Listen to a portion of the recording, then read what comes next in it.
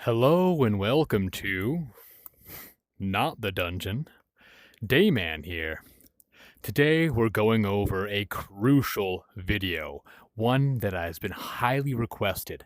How do your exosuit perks actually work, and how do they pertain to your weapon perks, and how to get the most damage out of your build? So, the work you see before me today is not my own. The work that you see here was provided by Pimpnocchio, who gave hours to me today to the community in order to record videos where he was actually featured with me in the dungeon. Unfortunately, due to some technological incompetence on my end, I was not able to keep his audio in the video. However, we are moving forward with his information, and if you want to give him credit, he is featured in my speed leveling video. So please go watch that, if anything, just to give Pimp his credit. So, this is my 6th time recording this video today, as the universe has conspired against us, but we forge forward, for we are heroes on our journey. So, I'm going to expand this to better make it visible to you. We're going to first discuss our exo suit perks. This is based off of damage per hit. Our perks are Impale. These are arms perks, to be clear, arms perks as they pertain to damage. Impale, Pullback, Critical, Power, Pierce, and Might. In the next column, we will see the damage percentage provided by the exo perks, not the weapon perks, the exo perks. The chance by which they can trigger by each hit, the additional damage granted per that we'll be calculating into our equation that will be featured later, the method by which these damages can be delivered, and the weapons that these exosuits apply to. And Pimp actually gave us a tier list, because we all know YouTube loves its tier lists. On our important notes, Impale and Pullback will only affect your crossbow. And mind you, Impale is basically critical hits for ranged weapons, as Critical and Power will affect your melee hits.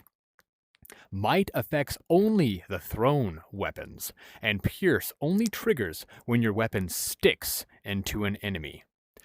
Swords will only stab into fleshy enemies such as zombies, imps, or anything that makes that squishy sound on contact.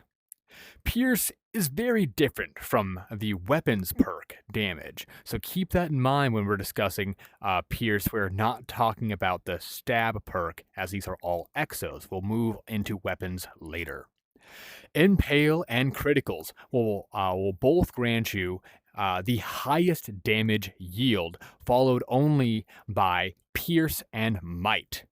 So Impale and Criticals give you 200% damage, and Might and Pierce grant you 100%, as the Power perk will only grant you the 50%. However, the Power, Pierce, and Might, as well as Pullback, are always on. So even though Pullback and Power might be slightly lower, they are always on, unlike our Criticals and Impale, which grant a chance. Though the additional damage you can see is much, much higher. And looking here, we can clearly see how to what weapons you're going to be using will determine the arms perk that you equip. Now, moving into our weapons perk. These again based off of damage per hit. Criticals. Area damage, explosions, stab damage, attack power, thrown damage, critter, elite, monster, sorcerer, and undead damage are also ranked here by percentage of damage, and ranked again by their effectiveness. Though you will see we have a rating and a tier, as some things have a higher tier despite their rating being a bit lower. Just to get the get it out of the air here, all creature type damages are in the F tier solely because they will not affect all creature types, and this is about getting the most consistent and highest damage available to you. Stab damage. I'm going to give it its day in the sun here because stab damage got sold a little short in my mythic video, as what I understood about it was that it was involving the stab. However, it is always on for your swords. If you have a sword with a stab damage perk, that 50% damage will apply whether you're throwing it, swinging it, or stabbing it. And again, the fact that it is always on sets it slightly above attack power. Now, looking here at our ratings, we see the attack power is in the C tier, but it has the grading of C, but it is in the tier 2 and not tier 3. And that is because it is available on all weapon types.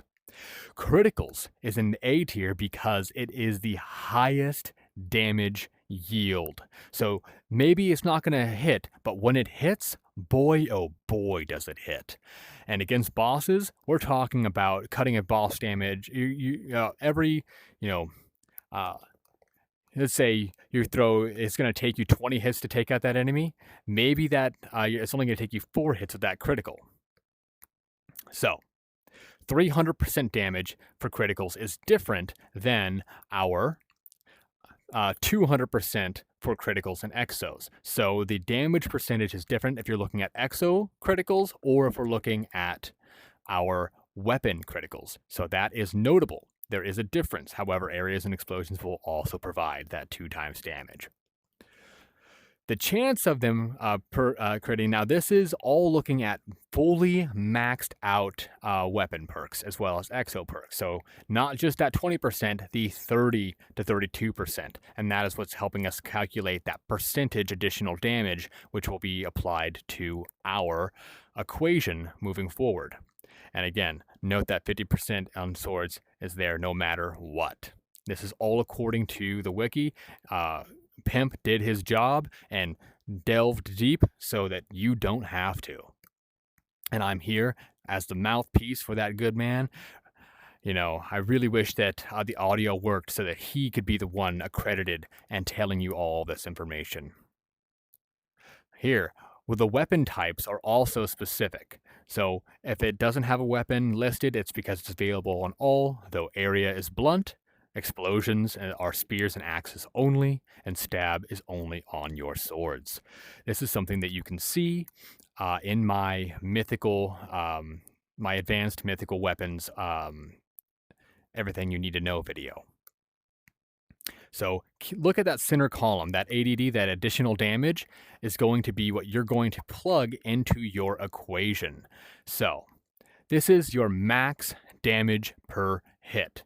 How do you get the most out of your weapon to get the most damage? This is not taking into consideration your preferred playstyle. This is how to get the most damage. So these are the perks you're looking for your exos and the perks you want to be putting onto your weapons. Bows and crossbows are always going to have impale. If you can, you want to have criticals on almost any weapon. However, if you can't get critical, you might want to also be pairing that with your might. So, you'll see might and criticals being in the same column. That's because they both provide an excellent option for those weapon types. Looking at the weapons themselves, the weapon perks themselves, you're going to see that perk 1. Now, look, Pimp and I, you can call us biased, but criticals is how you get the most damage, bar none. However, we're going to give attack power its credit. It's excellent to have. Now, here we have attack power somewhat not crossed out of crossbows, but that's because what is essential about a crossbow is that it must have reload.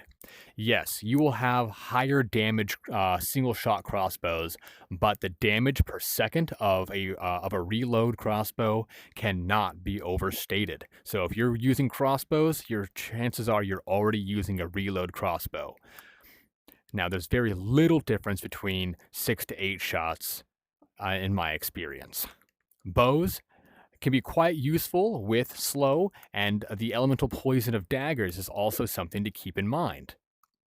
When we're going into explosions for our axes and our spears, that is where we can get higher chances, as every hit is going to look at your exos and your first and your second perk. So you might have an exo that grants you a 50% chance of dealing a critical, or I think a 40% chance of dealing criticals, where your spear only the weapon perk will only grant you the 32% chance of dealing a critical. However, every hit is going to look at those chances all together. So you can end up getting criticals and explosions on the same hit, dealing an insane amount of damage.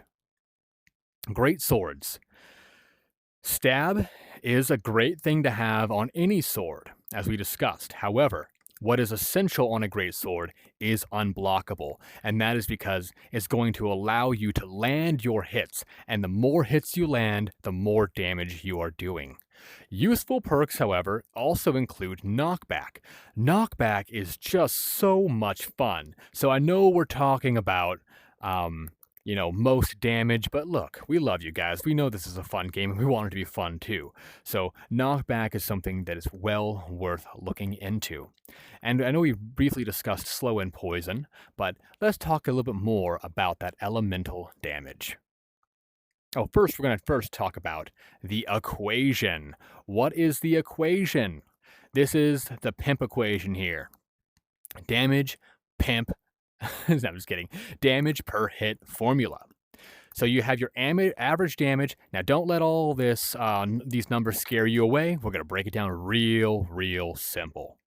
Okay, your average damage per hit, and that is, we're looking at a single hit. That's what that one is at the parentheses. That's one hit. Is going to be looking at your exo additional damage, your weapon perk additional damage, being your first and your second weapon. So all of that's going to be calculated within the first swing, as we talked. It's going to check each of those on every hit.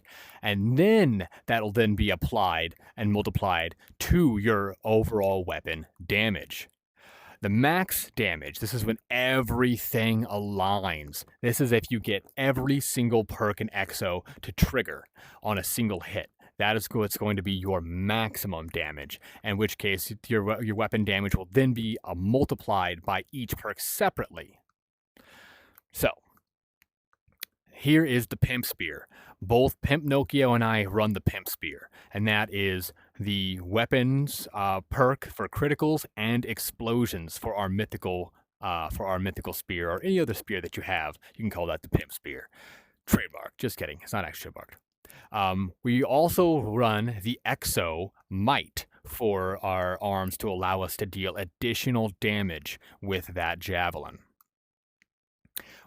Now, Pimp Spear specifically, this is a specific case for the Pimp Spear that deals 173 damage at its base damage. However, when we look at its average singular hit and the chances for those, see those percentages? That's what these are for. Hold on. Having a hard time with my slides, but that's only because this is a new way for me to share with you guys. Oh, thank you. Remember this ADD, this additional damage column? This is what you're going to plug into your equation for whichever exo perk or weapon perk you have. No, thank you. So, I hope that I've kept my head still enough for you to pause on any of these screens in order to get your additional damage for your equation. Because that's what you're going to plug into this, and you're going to multiply that by your weapon damage. Now, the Pimp Spear, when the stars align and he gets to use every single one of those maximum damage perks, he's dealing over 1,000 damage, 1,211 damage, without factoring headshots and without factoring in quad damage, where he can be dealing close to 5,000 damage. And if you watched my mythical weapons video, you'll understand how easy it is to get a headshot with a spear. Now, here's what's going to lead us into that next slide. Fire adds the same amount of damage as explosions and area damage. So if you have a fire elemental weapon that also has, it's like having a third weapon perk. And Pimpnocchio has made a very strong case for fire being the strongest element. Oh, but ice is the best, I hear you saying in the comments. Well, just you wait. Remember, fire damage is going to grant you an additional 200% damage. Elemental analysis. This is the subtle reason why fire is the best element, tongue-in-cheek. All additional damage types of a weapon are either 0.68 for poison, no additional damage granted by ice other than the fact that it's an auto kill, which is again why people want to argue it's the best. But hear me out. That 200% damage is applied to the fire element. Otherwise, poison grants that 0.68 over time.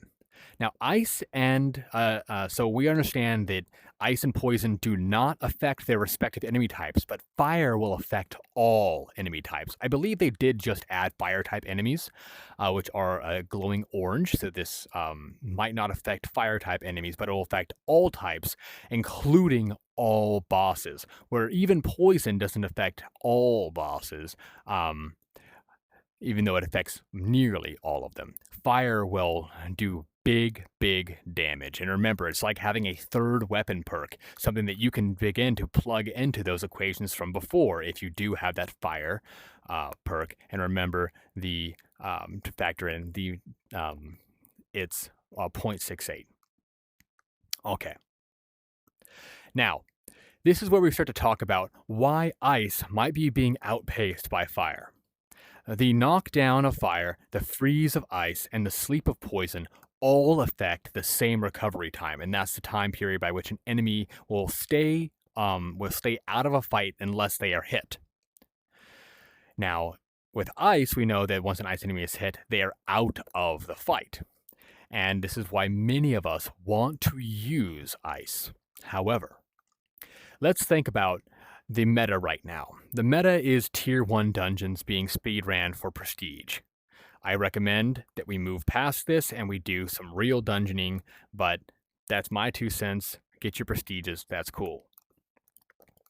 Critters and swarms. Okay, we're seeing a lot of swarms dungeons, we're seeing a lot of critters, and especially if you're in the sandstorm biome, ice might not be your best option, and I'll tell you why. Most critters have 1 HP, or can easily be killed by a single strike. So, ice damage turns a single hit enemy into a 2 HP enemy instead. So now you are 2 hit enemy always. So let's say there's a bat flying around your head and you get that lucky hit off on it and it's been bothering you, but now it's frozen. Yeah, sure, it's easier to hit, but now you have to hit it twice. And here's another thing. Freeze and poison sleep will both keep an enemy down for the same period as it takes for a fire knockdown for an enemy to stand up. However, with fire, you get additional time for your team, as if you're trying to res someone, keeping everyone frozen or keeping everyone asleep. Again, freeze is much more effective because of the staff. This is talking about weapons, not staffs. Keep that in mind. We're talking about weapons, not staffs. The knockdown for the fire also creates a pushback from the explosion. So not only do they take the additional time to stand up, it's taking the additional time to cover the ground lost. And quad kills will not affect ice, but quad will well affect the damage of poison and fire. And to paraphrase Borderlands, if you had to hit it more than once, you weren't using fire. So, Let's all thank Pimpnocchio for the good work he's done for our community. If you see him, give him the kudos he's earned, and you can check him out and on the Dungeons Completed tab. I'll see if I can launch us a Dungeons of Eternity. I got lots of videos coming your way, so look forward to that. As mentioned, this video took me 6 separate recordings to get right. So I put a lot of time and effort into getting it just right for you. So hopefully I kept my head still this time so you can actually pause and not get too nauseous watching this video. I'm going to launch ourselves into the dungeon here just because I want to give Pimpnocchio the credit he is due.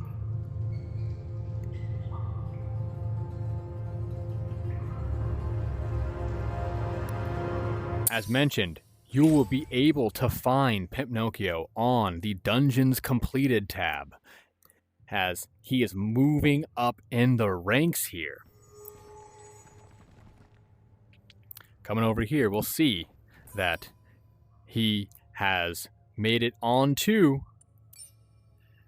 Oh, he just got overtaken. He was number 9 just a moment ago, and only just barely. So, Pimp, you better hop on and take Cricket out. Now, I will also be doing a dungeon with... Oh, he got overtaken. Ace King. Oh, no, he's right there. Ace King. Ace King has reached out to me. I look forward to running some dungeons with you. And real quick, let's look at our Exos and what these things actually look like. And if you want to be getting more out of your dungeons, check out my unofficial classes of the Exo Suits video as I go into a much more cerebral place talking about how to better combine these perks to get the most out of your builds. Until the next time, remember to wash your face and disinfect your face mask. Dayman out. Peace.